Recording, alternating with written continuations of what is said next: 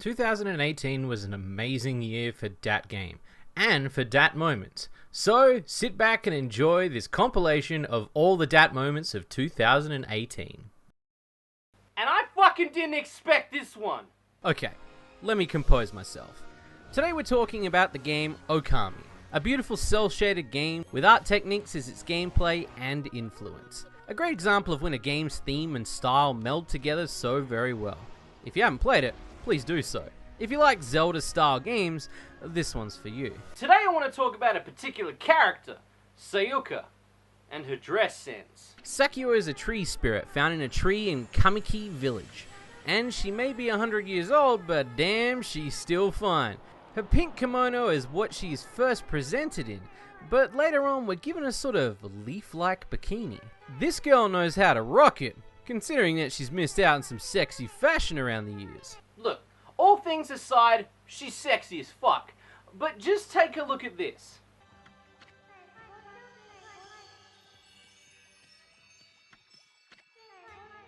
It's just butt! Yeah, peaches galore. Maybe that's what they were going for, as, you know, peaches are quite prominent in Japan culture, but no. Let's just breathe in the fact that her friggin' ass is just out. Imagine if she took a shit, then went back into whatever the fuck she was trapped in, and then she emerged 100 years later, forgetting that she didn't wipe her ass. That's fucked. You gotta admit that right there is some fan service that ain't fooling around. I mean, they already model her as a sexy spirit, but the butt reveal? They ain't messing around. A fan sent this one to me, and it still blows my mind how no one has told me about this until recently. And today, I want to go back in time to the Crash Bandicoot days, to Crash Team Racing, and I can't believe I even forgot about this Dat moment. It's etched in my fucking groin. I don't care what you say. Crash Team Racing was the tits. Fast go-karting action. Awesome multiplayer, loads of characters, and so much to do. It was Naughty Dog at full steam. But it's the little things that we remember about Crash Team Racing. Welcome to the Adventure Arena. Well, okay, there was that, but I'm actually talking about the Trophy Girls. Yeah, 4 trophy girls presenting your cups at the podium, each with their own look and sexiness. I was a kid, so I won't lie, I did choke on my muesli bar when I saw that. I freaked out. It was the first time since Torna was exiled from the series for being too sexy that more Bandicoot babes had made it back onto the screen. Isabella the blonde bombshell with her racing jumpsuit was Crash and Coco's girl. Liz the skimpy short skirt dark haired girl was for Polar and Pura. Megumi the lab assistant was presenting for Neo Cortex and Engine. And Amy, the green haired flag girl who, even though was there for the others, is not forgotten with her licked curled hair. Fun fact, the girls are named after 4 women working at different divisions of Sony Computer Entertainment's headquarters, each at least involved in one of the Crash games, including Crash Team Racing. These girls only have a few moments in Crash Team Racing in terms of sexiness, so we're going to take a look at them, as well as some sexy fan art.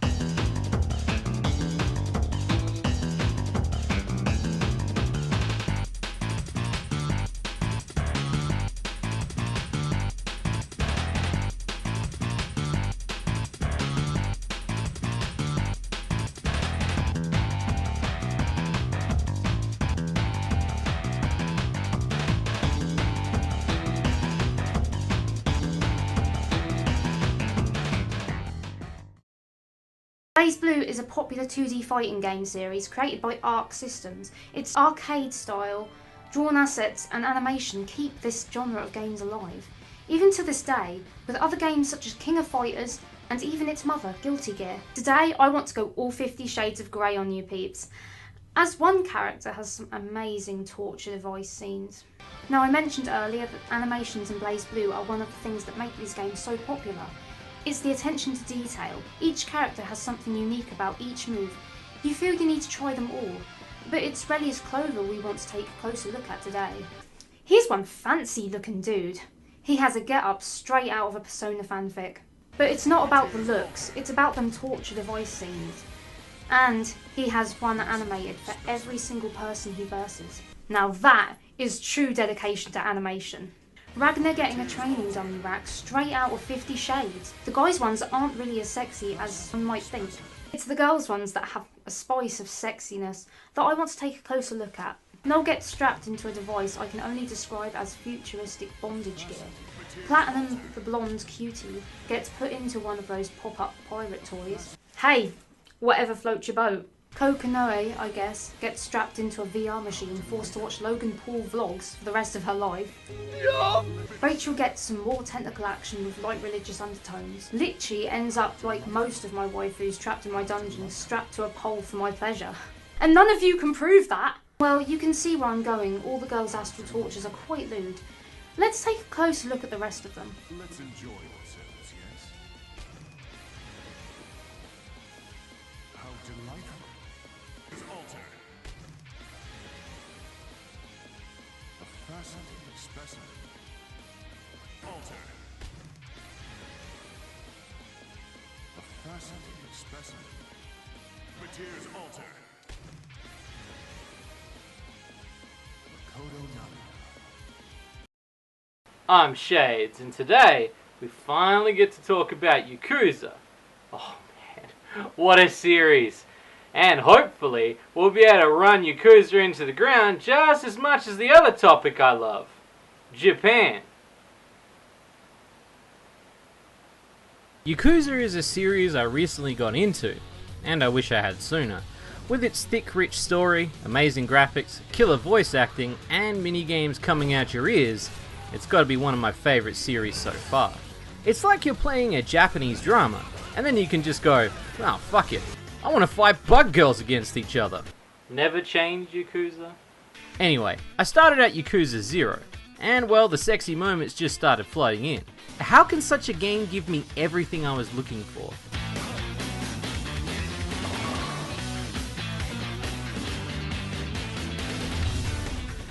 Today we're going to talk about one of the finer moments of Yakuza 0, the Erotic video store. In the dank alleyways of Sotenbori, we find a video store, containing a lot of content for us to finger through. Obtaining these videos can be from minigames or collecting cards, but we'll go into the cards a little later. And if you notice, the girls are all real. That's because, get this, they're all actual porn stars in Japan. I'm not even kidding. We're watching some sexy model videos of some of the famous stars of Japan's smut industry. And I have no doubt in my mind that after this video, you'll probably Google them. Watching these short clips, there are some sexy Dat moments, and even a nod to the stress relieving that a character goes through.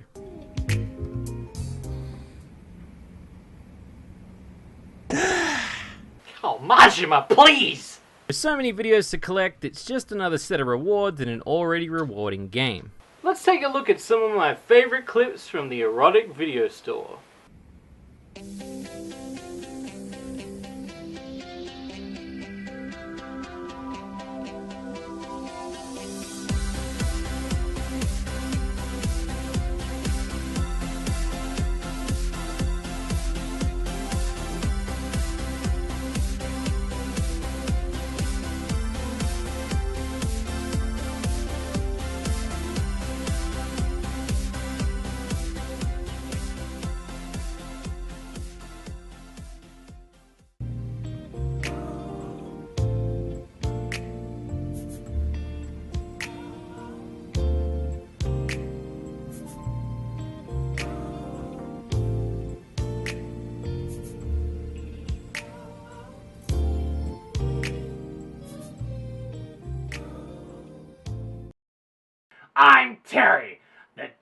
trash panda, and the only reason your girlfriend still has faith in orgasms.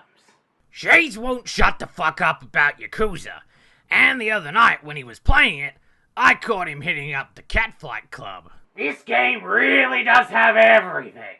Located in Kamurocho, if you head down the dark stairwell, you can enter an illegal catfight ring. And they go all out with it. It's like half of it is sexy, and the other half they're just taking the piss. So these girls all have their professions during the day, but at night, to build hype amongst the men and the masses, they get extra lewd by using their persona in the ring. Dead or alive, team. Take some notes. So picking your girl, you can bet on a match's outcome, or command the action. It's all based on rock, paper, scissors. Unlike when Kaz covered the Masumi Beetle game back in Yakuza Kiwami, this one's very tough. Most of the time you'll be rolling around in your own sweat, trying to recover your own tits. I think if they balanced it more like the Beetle game, then it would be solid. But hey, I'm just glad there's some sex appeal to be had. Look at some of these moves. I swear, these chicks are getting killed in these matches. Let's take a look at some matches. さあ楽しみましょう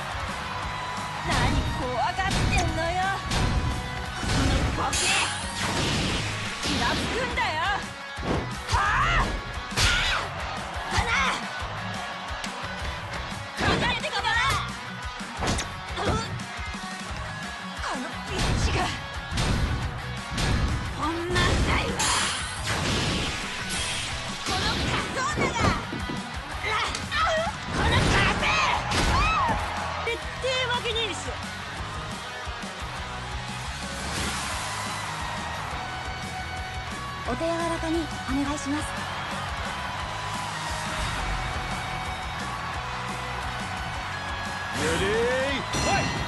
調子なんじゃねえラッセンブース走ってよマジ死ねこのクソ女もう諦めろよはあはっ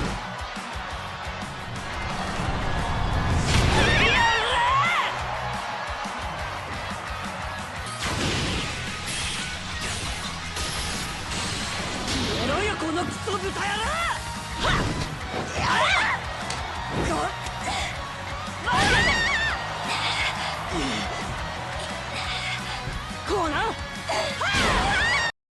I'm Shady, and today we look at Shantae's forgotten moments, earning coins on the stage. In the original Shantae for the Game Boy, there is quite the sexy minigame to earn you some extra gems. You can head to a dance club for belly dances and shake your groove thing. And for a few extra gems, she'll even blow on your lamp. The minigame is rhythm-based, so to change your stances, you must hit the right buttons on your Game Boy. A mini DDR with a sexy genie figure. Though this isn't just cute and sexy, it's tough. The high ranks of the dance minigame becomes almost impossible for me. But hey, if your fingers are active enough, people will shower you with gems. If you don't earn enough gems, you are tossed from the stage. Crazy to think how advanced this game was for its time. Right at the end of the Game Boy's life cycle, and jam-packed adventure is created, with some incredible sprite work and cute mini-games, and music to mash it up. Though the dancing is sexy, and sprite work is well used for its limited frames, there really isn't music played during the dance, more like a beat on a heartbeat monitor. That's the men trying to stay alive during the performance.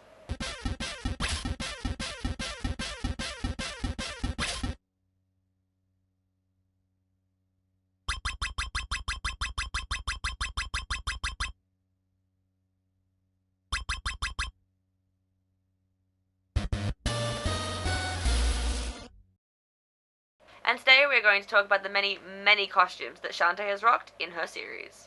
Shantae knows how to wear that belly dancing costume like a pro, but as time went on, she got to try on more threads. Some cute, some sexy, and even bizarre. Don't worry, we'll get to the bizarre one.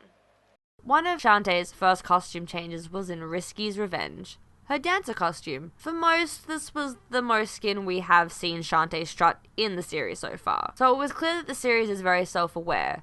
They not only have a powerful hero, but a sexy one too.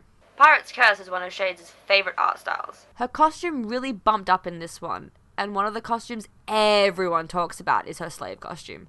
And best of all the girls get this treatment in a very sexy side story, and they don't mess around with it.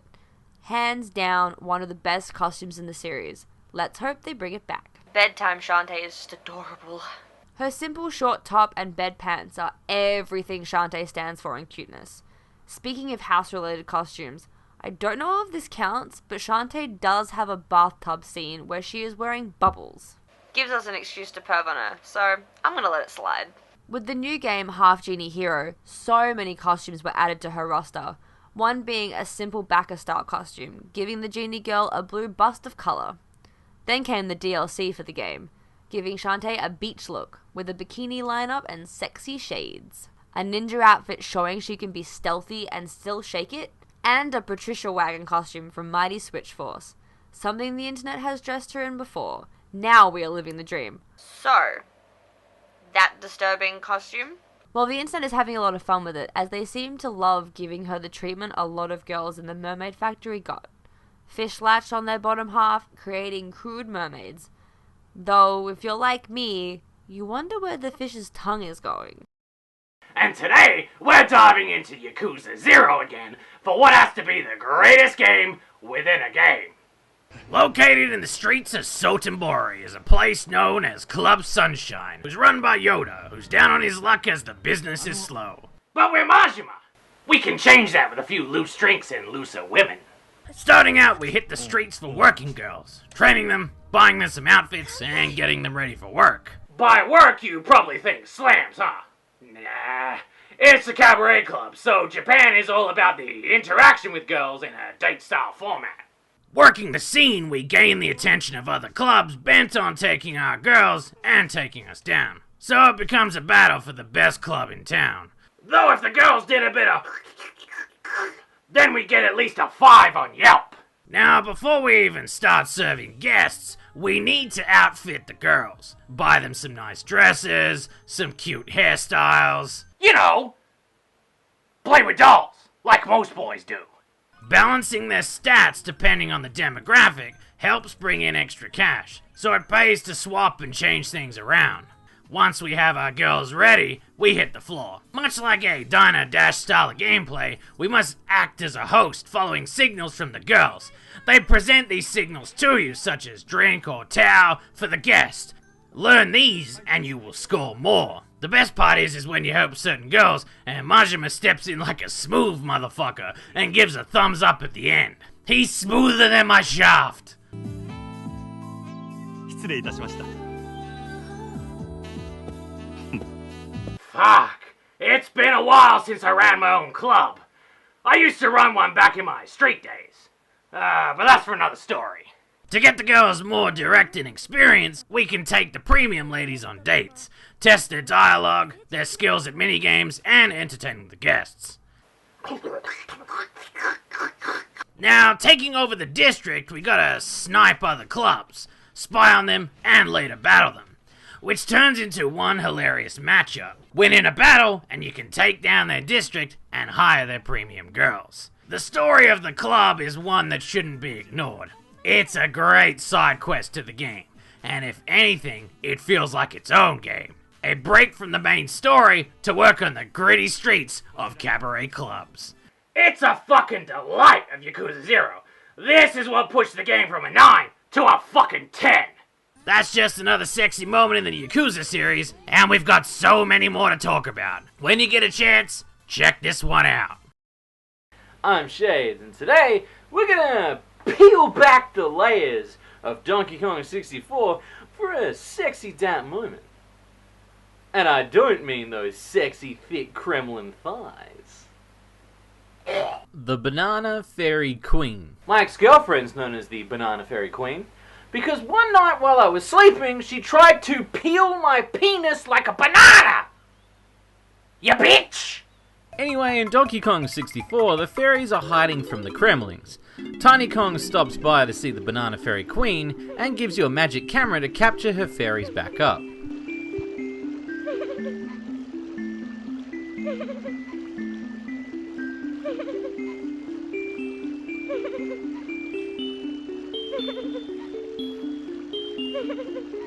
So we get to perv on sexy fairy girls with a camera without a restraining order. Fuck yeah. Capturing them, you can increase certain items in your inventory, which adds to the buttfuck of collecting you've got to do in Donkey Kong 64.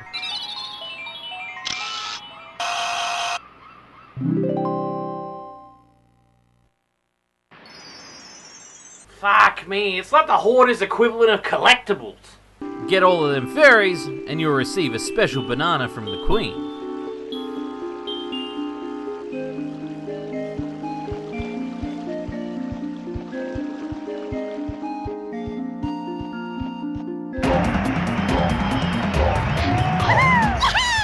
Ah, shit! She gave me a banana, she a trap! Is that what this she is, a trap? Low-key? Fuck yeah. The Banana Fairy. I mean, the design is thick and inviting, though her crown is a bit to be desired. Gonna let that old banana peel rot up on your head there? You sexy, sick bitch. Banana Fairy Queen is one of those moments for most peeps that's their first in gaming. Well, that and Candy Kong's Bazungas. Speaking of which, what's with Nintendo making large fairies?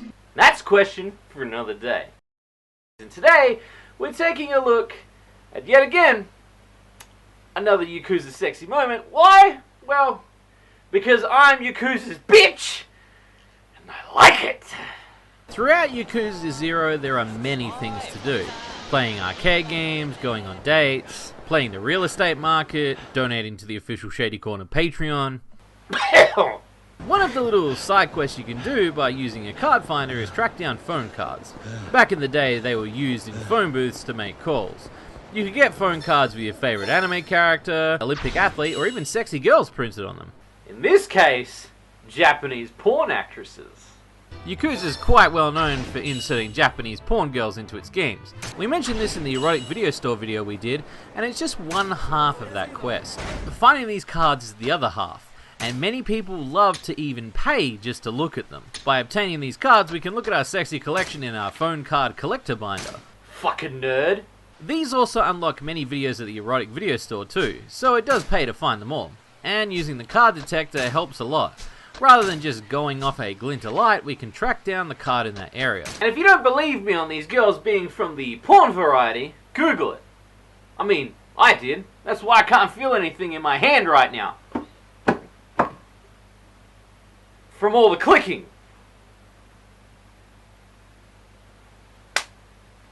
Nothing. Yakuza is out to entertain us on many levels, and giving us new girls to add to the old Google list is just one of them.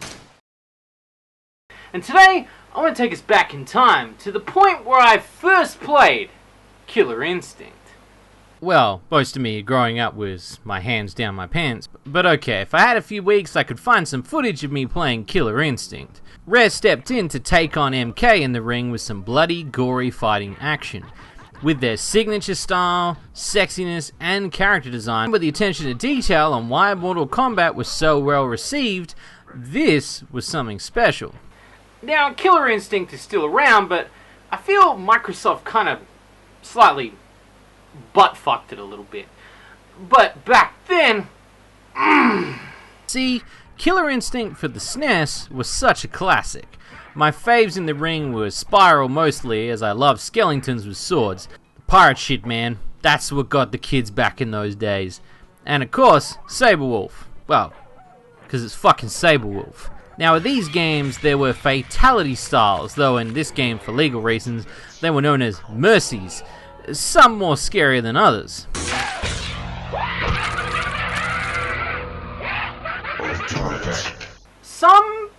just plain weird.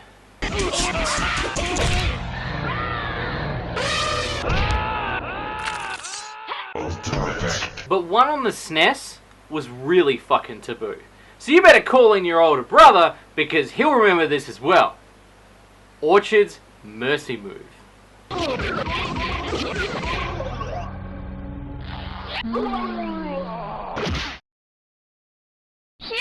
Ultimate awesome victory.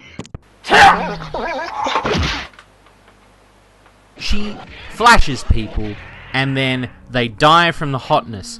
It is so rare, so fucking taboo for Nintendo, but here we are. They have heart attacks from her tits. One of my favourite reactions is from Sablewolf.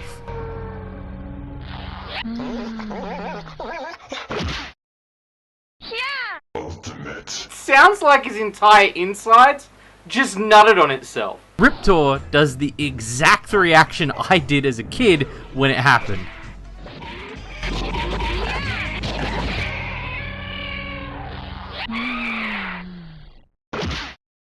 And for the rest, well, see for yourself.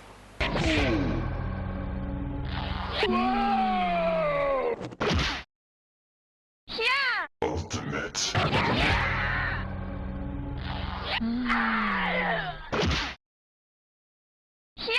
Ultimate.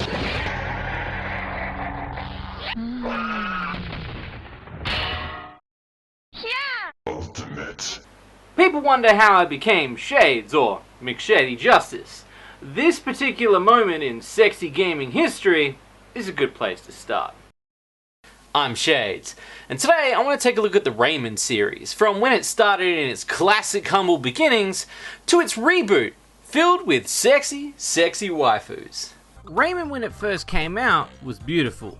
The music, the art direction, you could tell Ubisoft at the time was putting a lot of love and care into making sure Rayman's first outing was noticed. And since the first game, things got even hotter. Rayman 2 took to 3D, along with Rayman 3 Hoodlum Havoc, creating a series of adventure games that became foundations of my gaming childhood. Rayman 1 was fucking hard, man. Like, it scared the fuck out of me as a child. If it wasn't the music levels, it was the rock levels. But later the games managed to smooth out those difficulty spikes, still capturing the beauty of the world and characters around him. Then, the Rabbids happened. And we don't talk about that. It's what I like to call in the industry as rabbiting a game. This is where a spin-off game grows and takes over its original IP, creating a spin-off after the spin-off before they realise that they've hit gold with a more cut-and-paste style. Not completely without quality, but giving what we originally loved a back seat. Much like how Spyro got backseated in Skylanders. Rabbiting. But enough about that. Rayman is back, slicker than ever, and filled with sexy fairy waifus.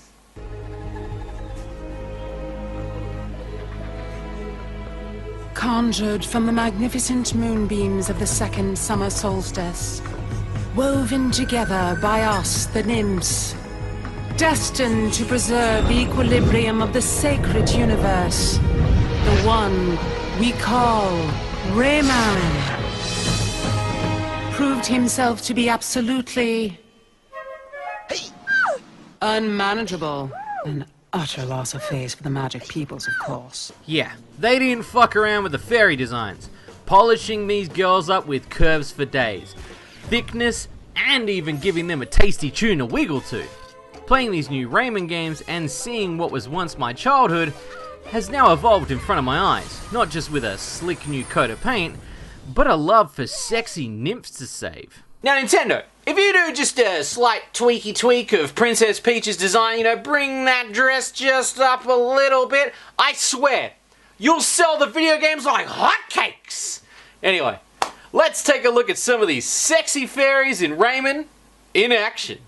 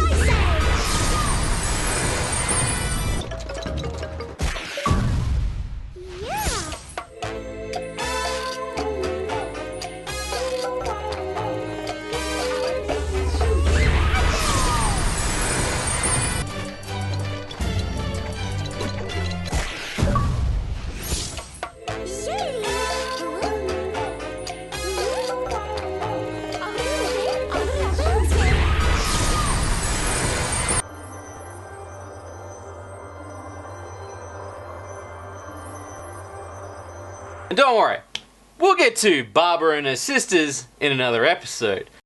And you know what? I never saw this moment coming. I'm serious. Nobody could have seen this moment coming. And it's Nintendo approved. The DK family grew in Donkey Kong 64, and we got to meet a crazy amount of family members, and maybe too many collectibles. I mean, seriously, look at all these collectibles. I mean, think about it. If you played this game from start to finish, that's 2 generations worth of your seed. Anyways, one of the cast members was Tiny Kong. Now, before you guys start screaming, legal! Legal! She's not legal! I get it, alright? But I ain't no Kevin Spacey, motherfuckers. And by the way, I just want to say, Kevin Spacey, if you're watching, I know you're a fan at one point, thanks for ruining House of Cards, you sick fuck! No. See, Tiny Kong got a bizarre redesign, while all the cast stayed the same. And you cannot tell me it wasn't a sex appeal move. Diddy Kong Racing for the DS was the first time I saw it. They gave it the old age boost and rework, and BAM! Banana split for days, son. Again, Nintendo had to approve of this redesign. And it stuck. Throughout Donkey Kong Barrel Blast and even the Smash series, or even swinging a bat in Super Mario Sluggers.